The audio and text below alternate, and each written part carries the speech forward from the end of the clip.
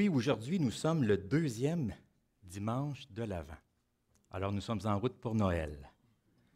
Je pense qu'une fois par année, nous avons besoin de revisiter ensemble l'histoire de la Nativité.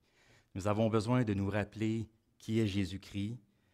C'est celui que Dieu a envoyé et il est la lumière du monde. Et de la lumière, nous en avons besoin. Besoin pour nous éclairer, éclairer nos vies, notre route et éclairer notre monde également. Alors, nous allons avoir l'occasion ce matin, oui, de nous tourner vers la parole de Dieu et aussi de nous recentrer sur Jésus-Christ. Vous savez, c'est toujours un défi de nous centrer sur le Christ durant cette période du mois de décembre. Il y a tellement de choses à faire. On est dans un tourbillon d'activités. Alors, la période de l'Avent, elle est là pour ça. C'est pour nous aider à nous recentrer sur Jésus-Christ. Et nous allons pouvoir aussi prendre le pain et la coupe pour nous rappeler la raison de sa venue. Alors, nous poursuivons ce matin, Noël l'a mentionné, notre nouvelle série du temps de l'Avent qui s'intitule « Noël entre mythe et vérité ». Et pour aujourd'hui, j'aimerais que nous puissions lire ensemble ce que nous appelons le cantique de Zacharie. Donc, Évangile de Luc, chapitre 1, les versets 67, jusqu'à 79. Évangile de Luc, chapitre 1, les versets 67 à 79. 68. Alors, c'est le cantique de Zacharie. Alors, nous lisons « Béni soit le Seigneur, le Dieu d'Israël, de ce qu'il a visité et racheté son peuple. Il nous a suscité un puissant sauveur dans la maison de David, son serviteur, comme il l'avait annoncé par la bouche de ses saints prophètes des temps anciens. Un sauveur qui nous délivre de nos ennemis et de la main de tous ceux qui nous haïssent. C'est ainsi qu'il manifeste sa miséricorde envers nos pères et se souvient de sa sainte alliance, selon le serment par lequel il avait juré à Abraham, notre père, de nous permettre, après que nous serions délivrés de la main de nos ennemis, de le servir sans crainte, en marchant devant lui dans la sainteté et dans la justice tous les jours de notre vie. Et toi, petit enfant, en parlant de Jean-Baptiste, tu seras appelé prophète du Très-Haut, car tu marcheras devant la face du Seigneur pour préparer ses voies, afin de donner à son peuple la connaissance du salut par le pardon de ses péchés. Grâce aux entrailles de la miséricorde de notre Dieu, en vertu de laquelle le soleil levant nous a visités d'en haut, pour éclairer ceux qui sont assis dans les ténèbres et dans l'ombre de la mort, pour diriger nos pas dans le chemin de la paix. Alors, prions ensemble. Seigneur notre Dieu, nous te remercions de nous avoir rassemblés ce matin. Nous sommes dans ta présence. Nous venons devant toi et nous tournons nos regards vers toi. Nous venons devant toi, Seigneur, toi qui es saint, toi qui es lumière, toi qui éclaires ceux qui s'approchent de toi, qui éclaires leur cœur et leur vie. Oui, Seigneur, nous avons besoin de ta lumière, de la lumière de ton Fils, de la lumière de ta parole. Alors, Seigneur, dispose notre cœur, ouvre notre esprit pour que nous puissions recevoir la parole que tu veux nous adresser ce matin. Et c'est dans le nom de Jésus-Christ que nous te prions. Amen.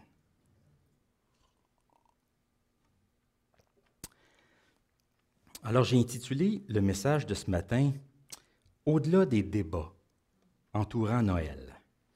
L'année passée, vous vous en rappelez peut-être, il y a eu un débat durant la période de Noël. En fait, il y a souvent des débats, des polémiques durant la période des fêtes. Parfois, ça concerne Noël, parfois, ça arrive tout simplement durant le temps des fêtes.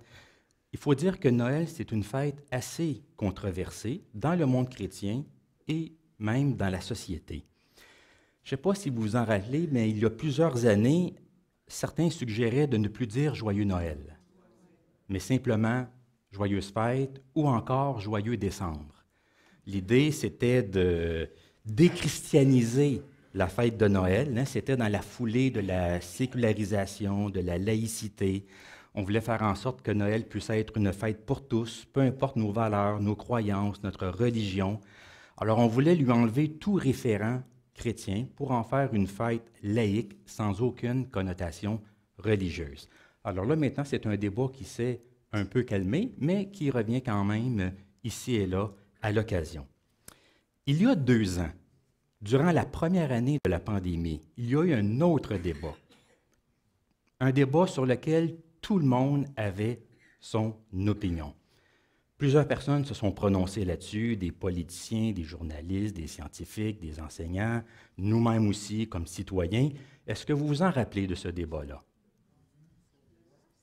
Faut-il sauver Noël? Ça vous dit quelque chose? Faut-il sauver Noël? Hein? Nous étions confinés et on se demandait si finalement nous étions pour nous réunir, nous rassembler durant le temps des fêtes. On n'avait pas pu sauver l'Action de grâce.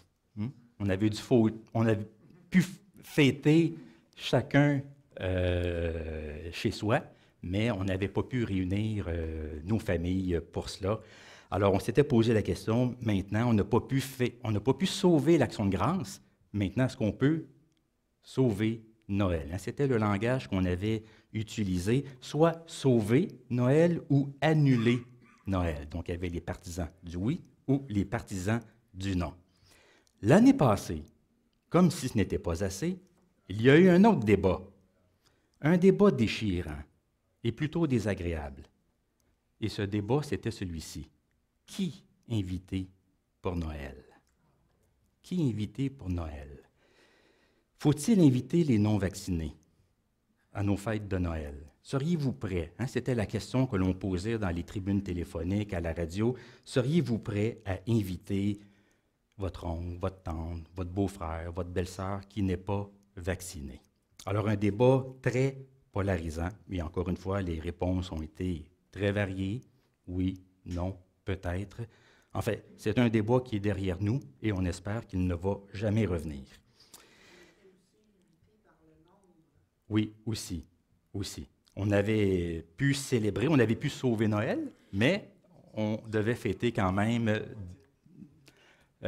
avec un nombre de personnes plus restreint.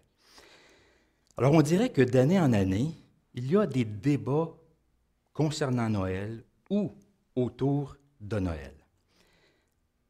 Cette année, je vais aborder une question qui revient souvent dans les milieux chrétiens, pas comme tel dans la société. C'est un débat qui revient souvent parmi les milieux chrétiens, donc c'est un débat intra-Église, intra-christianisme, et la question c'est la suivante: devons-nous fêter Noël comme chrétiens? Que faire de cette fête? Alors, c'est une question qui peut sembler étrange, mais pour plusieurs personnes, c'est une question importante. Comme je l'ai mentionné, c'est une question qui revient souvent. Elle revient, on dirait presque à chaque année. Devrions-nous fêter Noël comme chrétiens? Certaines personnes disent que non. Si vous allez sur YouTube, vous allez retrouver plusieurs vidéos de gens, de chrétiens, de pasteurs qui vous disent que les chrétiens ne devraient pas fêter Noël, que ce n'est pas une fête chrétienne, que l'on ne devrait nullement s'associer à cette fête. Et pour justifier cette prise de position, bien, ils avancent plusieurs raisons. J'en ai retracé au moins 3. Il y en a d'autres sans doute, mais il y en a au moins 3. Je les ai regroupés, j'en ai fait une synthèse et j'aimerais les voir, les regarder avec vous parce que ça va nous permettre de préciser certaines choses concernant Noël. Notre rapport à l'Écriture, notre rapport à la tradition, notre rapport à l'histoire et notre rapport aussi à la société. Donc, on va utiliser ces arguments-là comme tremplin pour pouvoir préciser certaines choses autour de la fête de Noël.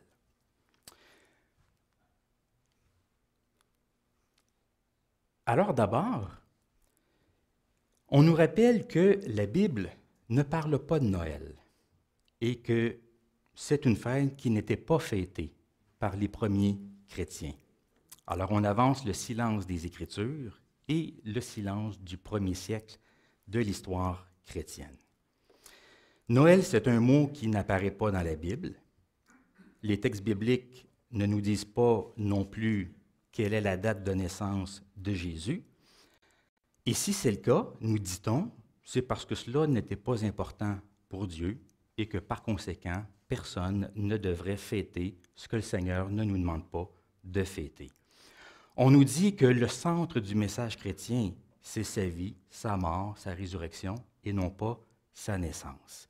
Et cela, on nous dit qu'on peut le fêter tous les jours, à n'importe quel moment de l'année, lorsque Jésus-Christ est en nous. Et même les premiers chrétiens, comme je l'ai mentionné, ne fêtaient pas Noël. Ce n'est pas une fête qui faisait partie de leur festivité. On ne retrouve rien de tout cela dans l'histoire de l'Église primitive du premier siècle. Et par exemple, dans le livre des Actes, il n'en est point mention. Donc, on invoque le silence des Écritures, le silence de l'histoire de la toute première Église. Effectivement, les Écritures ne nous parlent pas de la date de naissance de Jésus. Et l'Église primitive ne célébrait pas Noël. Le 25 décembre, c'est quelque chose qui provient de l'histoire de l'Église, de la tradition de l'Église. La fête de Noël est apparue un peu plus tard, au 3e siècle, 4e siècle après Jésus-Christ. Mais est-ce que ça veut dire qu'on ne peut pas fêter Noël? Est-ce que l'argument du silence est un argument décisif? Je ne pense pas. Il y a certaines choses à garder à l'esprit que je vais vous présenter ici. Il faut d'abord préciser, rappeler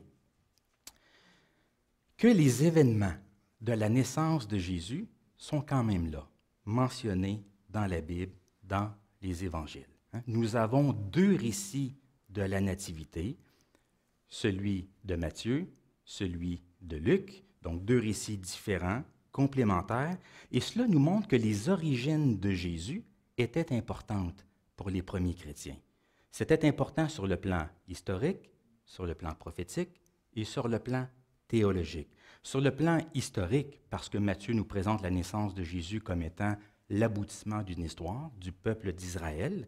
Sur le plan prophétique, ce sont les annonces des prophètes qui se réalisent. Et sur le plan théologique, c'est toute cette notion de l'incarnation, Dieu, la parole faite chair, Dieu avec nous, l'arrivée de l'Emmanuel. Donc, Noël, il y a une grande vérité théologique qui y est associée. Alors, il n'y a pas de date, mais les événements sont là. L'annonce à Marie, l'annonce à Joseph, la chorale angélique, la venue des mages avec des présents. On voit que la naissance de Jésus, elle est soulignée, elle est mentionnée, elle est marquée. Et on nous dit que on peut célébrer l'incarnation à tout moment de l'année. C'est vrai que je pourrais faire un message sur l'incarnation au mois de juillet, ou au mois de septembre, ou au mois de mars. On nous dit qu'on peut le célébrer n'importe quand dans l'année. Et c'est vrai. Mais ce serait quand même contradictoire de dire qu'on peut le fêter n'importe quand, sauf le 25 décembre. Pourquoi ne pas fêter l'incarnation aussi le 25 décembre si on peut le souligner à n'importe quel moment de l'année? Je ne pense pas qu'il soit inapproprié de céduler une date, un temps de l'année, pour nous rappeler de façon plus intentionnelle les événements entourant la naissance de Jésus. Il faut savoir aussi une chose importante, c'est que tout ce qui provient de l'histoire et de la tradition de l'Église n'est pas à rejeter ou à déprécier. Ça, je pense que c'est important de le préciser. Parce que des traditions, nous en avons tous, et ce n'est pas mal d'avoir des traditions. Parfois, j'ai l'impression que nous sommes contre les traditions. Nous avons tendance à opposer la parole de Dieu aux traditions, vraiment comme si les deux s'opposaient. Mais des traditions, nous en avons tous, des traditions familiales, des traditions sociales, des traditions ecclésiales. Ce qui est déplorable, ce n'est pas d'avoir des traditions. C'est lorsque nos traditions supplantent la parole de Dieu. Et ça, Jésus en a parlé. C'est ce qu'il reprochait aux pharisiens, parce que certaines de leurs pratiques les amenaient à annuler la parole de Dieu, à ne pas la respecter. Alors ça, c'est quelque chose de déplorable. On peut dire oui à la tradition, mais dans la mesure où elle est subordonnée à l'Écriture. Et ce qui est déplorable aussi, c'est lorsque nous restons figés dans nos traditions. Parce qu'une tradition, ça se change. Ce n'est pas comme la parole de Dieu, mais parfois nous restons figés dans nos façons de faire. Nous avons de la difficulté à nous remettre en question, de les changer. Alors, oui, parfois, on peut les changer, nos traditions. Mais on peut quand même apprécier les traditions qui sont apparues dans l'histoire de l'Église. Il y a une différence entre le fait d'avoir des traditions et le traditionnalisme, à ne pas confondre. Le traditionnalisme, c'est lorsque nous valorisons la tradition à un tel point qu'on ne se permet plus de la changer. Alors que le fait d'avoir des traditions, ça nous permet de nous inscrire dans une histoire, ça nous permet d'avoir des pratiques qui servent de point de repère pour nous. Alors oui, on peut développer une appréciation pour l'histoire de l'Église, pour ses traditions. La tradition, c'est un héritage.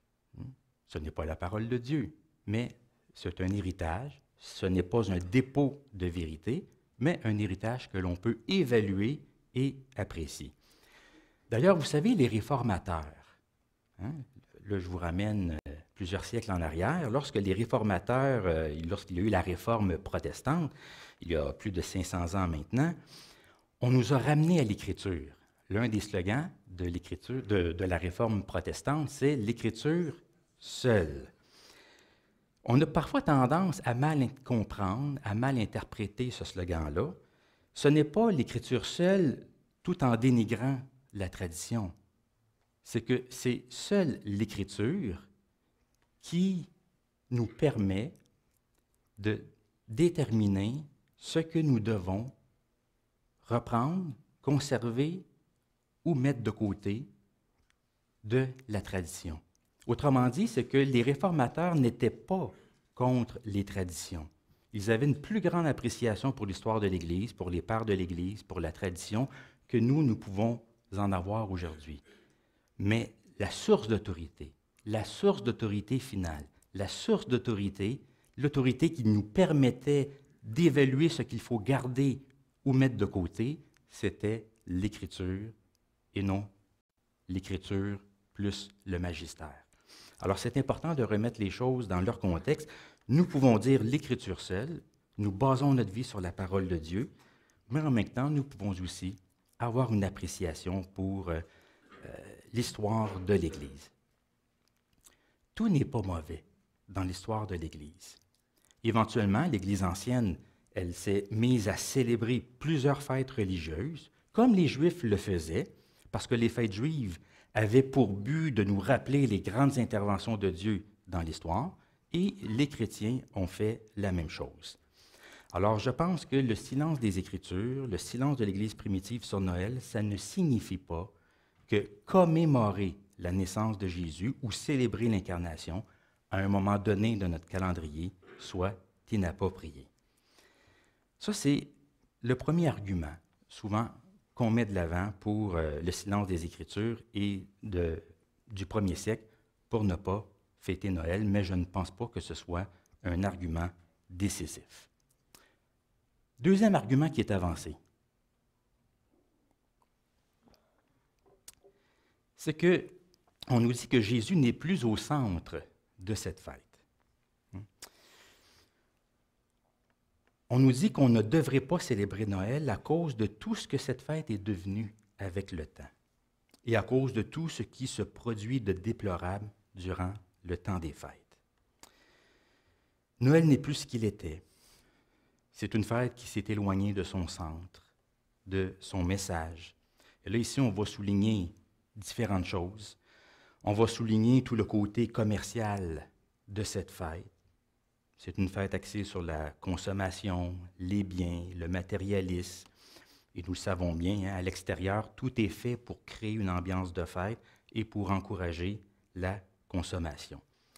Noël, c'est un temps pour dépenser, pour acheter, pour s'endetter et même pour s'épuiser aussi, parce que c'est un temps de l'année où on court à droite et à gauche, on est très occupé, et même parfois quand le temps des fêtes est passé, on est content de reprendre et de retrouver un peu notre routine normale.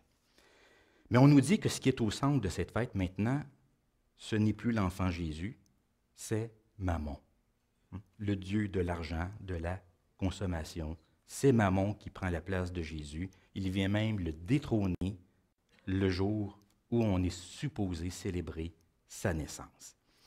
On souligne aussi tout le folklore qui entoure Noël. Le Père Noël, les lutins, les cadeaux, les cartes, les bûches de Noël, les décorations, le sapin, etc., etc.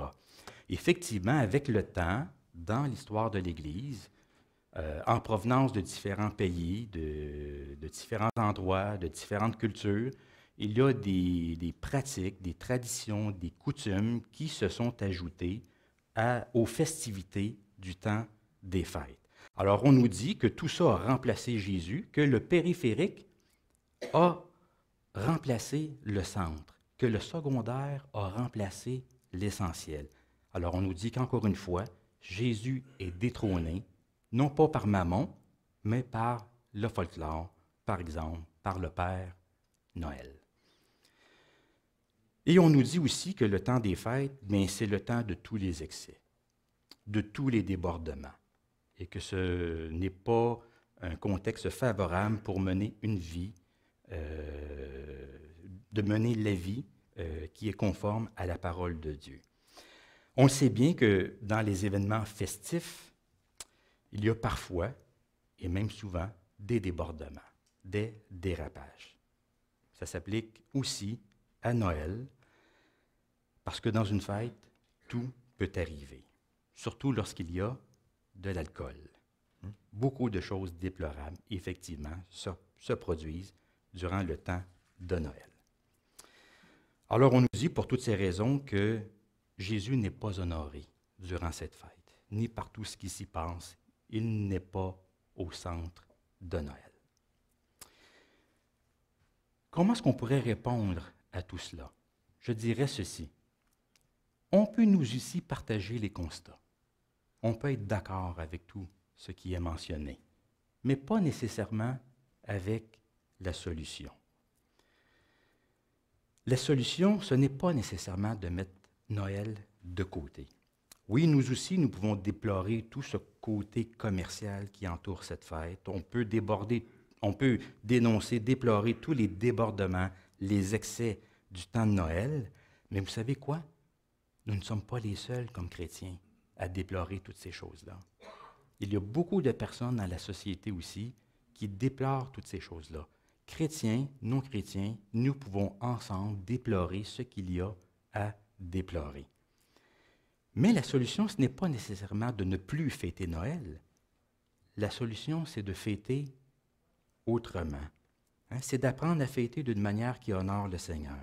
Et là, c'est à nous d'exercer notre jugement, notre discernement, de fêter avec sagesse, de fêter avec modération, peut-être même repenser nos pratiques, nos coutumes, nos traditions, nos priorités aussi, faire attention aux excès, faire attention aux débordements. Nous pouvons fêter aussi d'une façon qui honore le Seigneur. Et apprendre à se recentrer sur Christ. Le replacer pour nous au cœur, au centre de cette fête. Et le défi, il est là. Mais c'est ça, marcher à contre-courant. Le folklore de Noël, encore une fois, n'est pas entièrement à rejeter. Il y a des choses qui font partie de l'histoire, de la tradition de l'Église. Il y a des choses dans le folklore de Noël qui peuvent être appréciées. Parce que souvent, ce sont le résultat de coutumes locales et les chrétiens ont pu se les approprier. ils ont pu les transformer, ils ont pu les christianiser, les utiliser comme véhicule du message de Noël. Mais ce qui est important, c'est de garder tout cela à la bonne place. Le folklore de Noël ne doit pas faire ombrage à Christ et à sa naissance. Pour le dire autrement, le Père Noël ne doit pas remplacer Jésus lui-même dans nos foyers. Et le défi, il est là. Comment garder Christ au centre de cette fête alors que tout semble nous éloigner de lui? Alors que tout semble nous force, nous amène à le mettre de côté. Mais célébrer Noël, pour nous, c'est une manière de célébrer la beauté, l'importance de l'incarnation, se livrer à la joie, décorer sa maison, apprécier les symboles, les traditions de Noël peuvent être une très belle chose si nous nous rappelons constamment du sens de cette fête, de l'objet de cette fête qui est la personne de Jésus-Christ. La troisième raison, qui est souvent avancée, c'est à cause des origines de Noël. On nous dit que la fête de Noël a des origines païennes et non chrétiennes. Vous avez sans doute déjà entendu cela. Donc, on nous dit que ce n'est pas quelque chose que Dieu nous demande de célébrer. Alors, c'est quelque chose qu'on nous martèle constamment. Noël, c'est païen. Alors, pour bien des gens, ça disqualifie totalement, complètement, définitivement la fête de Noël. Vous savez, si vous voulez discréditer quelque chose, un discours, une tradition, une pratique, vous avez juste à dire que ça a des origines païennes. Et vous venez de semer le doute dans l'esprit des autres. En ce qui concerne les origines de Noël, il faut faire attention ici. Ce n'est pas parce qu'une chose est répétée, répétée, répétée, encore, encore et encore, que ça représente toute la vérité. Il y a des nuances à faire. Tout n'est pas blanc, tout n'est pas noir. Il faut faire attention aux raccourcis qu'on prend. Il faut comprendre l'histoire derrière le 25 décembre, parce qu'il y a une histoire derrière cette date-là. Et la lumière n'a pas encore été entièrement faite sur cette histoire-là. Les historiens, les théologiens ne s'entendent pas exactement sur ce qui est derrière le choix du 25 décembre pour célébrer la naissance de Jésus. Donc, comment le 25 décembre est-il devenu alors la date de la naissance de Jésus? Il y a deux hypothèses, deux explications qui sont avancées, et je pense que ça va nous permettre de mettre les choses un peu dans leur contexte. La première hypothèse que nous retrouvons souvent, c'est l'hypothèse la plus populaire, c'est que la fête de Noël, c'est une fête qui a été placée là, le 25 décembre, par l'Église ancienne, pour détourner les gens de leur festivité païenne. Alors, on est au 3e, 4e siècle, on est dans l'Empire romain, il y a des festivités que nous appelons les Saturnales, et nous avons aussi ce que nous appelons le culte du soleil invaincu. Les Saturnales, bon, c'est une fête populaire à cette époque-là, une fête qui se déroulait pendant une semaine, du 17 au 24 décembre, durant le temps du solstice d'hiver. On pourrait dire que c'était en quelque sorte leur temps des fêtes à eux. Une fête importante. Et il y a une fête qui avait été placée le 25 décembre, donc dans le prolongement des Saturnales, qu'on appelait la fête du soleil invaincu. C'est une fête qui avait été placée là par l'empereur romain de l'époque, Aurélien, qui a été empereur de 270 à 275, et c'est une fête qu'il a placée le 25 décembre pour une raison particulière, c'est pour unifier son empire en proposant un culte qui pouvait convenir à tous les peuples qui avaient été vaincus. Parce que dans l'Empire romain, il y avait des tensions, il y avait différents peuples. L'histoire de l'Empire romain, c'est une histoire là, qui a été marquée, caractérisée par plusieurs luttes internes. Alors, Aurélien s'est posé la question, n'y aurait-il pas un culte qui pourrait servir de dénominateur commun à tous ces peuples qui font partie de l'Empire romain. Alors, il a proposé le culte du dieu Soleil parce que le Soleil est censé être universel. Donc, le 25 décembre, dans le prolongement des Saturnales, a été décrété le jour de naissance du Soleil invaincu. Alors, c'est dans ce contexte-là, dans ce contexte de festivité païenne, que l'Église ancienne a décidé aussi de placer la date de naissance de Jésus au 25 décembre. Pourquoi? Bien, la question que l'Église s'est posée, c'est comment détourner ces Romains, ces gens qui fêtent les Saturnales, comment les détourner de leurs pratiques païennes pour les tourner vers le Christ. Alors l'Église a eu l'idée, brillante ou non, ça c'est selon, ça dépend, les avis divergent là-dessus.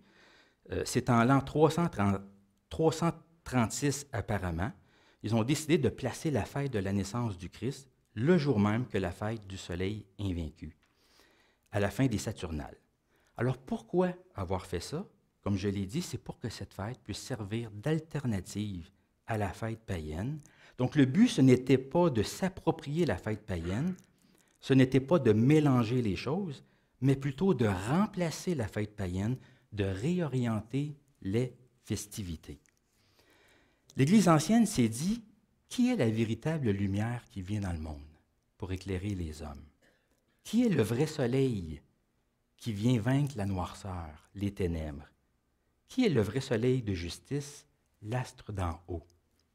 Bien, c'est le Christ lui-même, lui qui est la lumière du monde. Et c'est ce que nous voyons dans le passage que nous avons lu ce matin, au verset 78, où Zacharie dit « En vertu de laquelle le soleil levant nous a visités d'en haut, pour éclairer ceux qui sont assis dans les ténèbres et dans l'ombre de la mort, pour diriger nos pas dans le chemin de la paix. » Alors, on avait fini par faire un lien entre la naissance de Jésus et la remontée du soleil après le solstice d'hiver, puisque Jésus est la lumière du monde.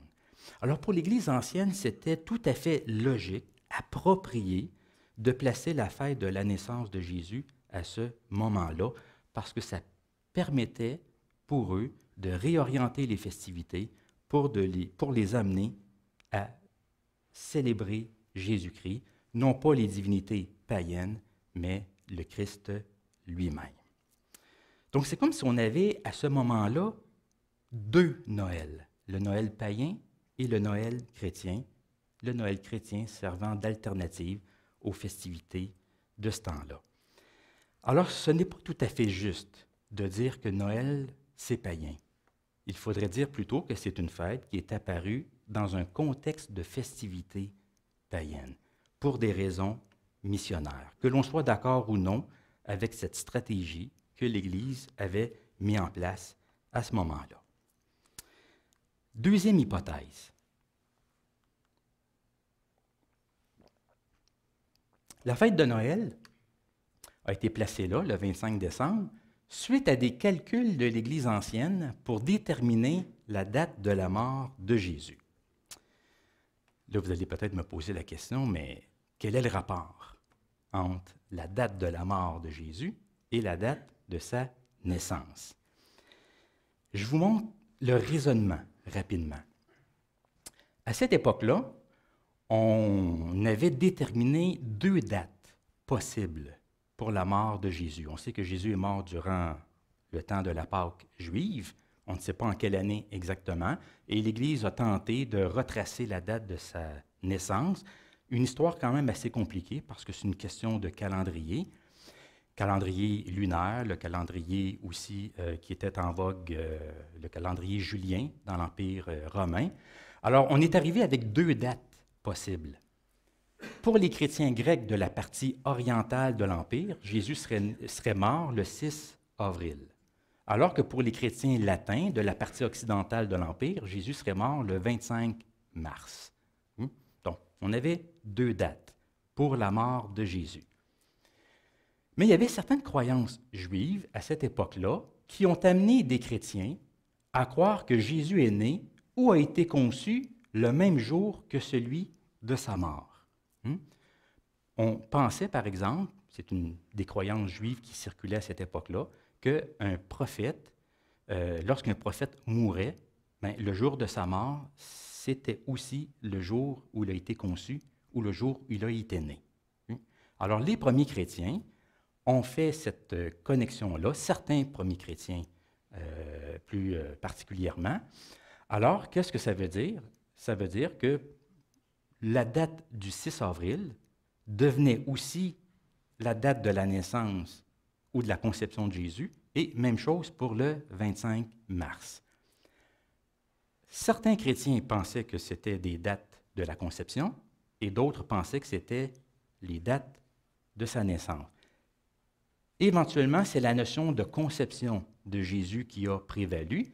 Ce que ça veut dire, c'est qu'en Occident, le 25 mars est devenu la date de la conception de Jésus, que les catholiques appellent la fête de l'Annonciation, qui est lorsque l'ange Gabriel est apparu à Marie pour lui annoncer qu'elle était enceinte de Jésus. Alors, si les catholiques fêtent le 25 mars, c'est pour cette raison-là. Maintenant, si vous prenez le 29 mars, et combien de temps dure une grossesse? Vous arrivez à quand? 25 décembre. Si par contre, vous pensez que Jésus est mort, donc conçu aussi le 6 avril, plus 9 mois, vous arrivez le 6 janvier. Ça vous dit quelque chose, le 6 janvier? C'est la date de l'Épiphanie, qui est maintenant, en fait, qui est la commémoration de la visite des anges, de la visite des mages à Jésus et la manifestation publique de Jésus lors de son baptême. Mais vous savez que dans certaines régions du monde, Noël n'est pas fêté le 25 décembre, mais le 6 janvier aussi. Alors, si c'est le cas, si c'est vraiment ça qui s'est passé pour déterminer la date du 25 décembre, ça veut dire que le 25 décembre n'a pas été choisi pour concurrencer un culte païen. Le choix de cette date, elle doit plus au judaïsme qu'au paganisme.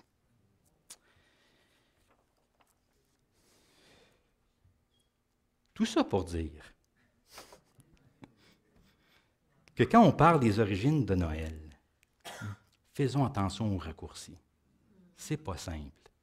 C'est plus compliqué qu'on le pense. Il ne suffit pas de dire, de lancer en l'air, sans nuance, sans donner d'explication, que Noël est une fête païenne. Non, l'histoire de Noël, l'histoire derrière le 25 décembre, ne se prête pas à des affirmations sans nuance. Où est-ce que tout cela nous conduit? Quelques points. D'abord, oui, nous pouvons célébrer la nativité à tout moment, comme je l'ai mentionné. Mais rien ne nous empêche de le faire non plus, de le faire plus intentionnellement à un moment précis du calendrier. Fêter Noël, ce n'est pas une obligation, ce n'est pas un commandement divin. On peut faire preuve de charité avec les autres qui ne souhaitent pas célébrer Noël, mais rien ne nous empêche non plus de le souligner. Oui, on peut célébrer l'incarnation au mois de mars si on veut, mais on peut aussi le faire au mois de décembre. C'est bien d'avoir des moments de l'année désignés pour souligner les grandes étapes de la rédemption. Un peu comme la résurrection. À quel moment est-ce que nous fêtons plus particulièrement la résurrection? À Pâques, mais je pourrais quand même faire une prédication sur la résurrection au mois d'octobre. Mais on a quand même des dates choisies qui proviennent de l'histoire de l'Église, en grande partie, pour nous rappeler les grandes étapes dans l'histoire de la rédemption. Ensuite, ce qui importe aujourd'hui, ce n'est pas l'origine de la fête, le contexte dans lequel c'est apparu. Ce n'est pas non plus ce que les gens en font, c'est l'objet de cette fête pour nous. L'objet de cette fête pour nous. Qu'est-ce qui est fêté? Qui est fêté? Comment est-il fêté? Que faisons-nous à Noël? Ce sont des questions importantes.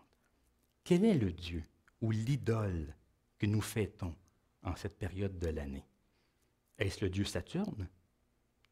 Le Dieu Soleil? Le Dieu Mammon? Ou le Dieu Divertissement? Et quoi d'autre? Ou bien, est-ce l'astre d'en haut, le soleil vivant, qui est Jésus-Christ? C'est aujourd'hui, dans la ville de David, il vous est né un sauveur, qui est le Christ, le Seigneur.